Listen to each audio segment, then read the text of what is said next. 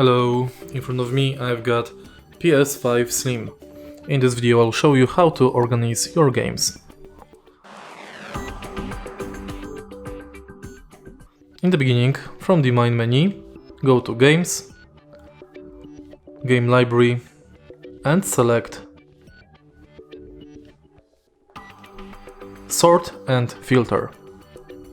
Now you can select Sort by, from A to Z, from Z to A, installed date, new old, old new, size large small or small large. Then you can select filters between platform PS5 or PS4. And that's basically it. If you find this video helpful, please leave like, comment and subscribe.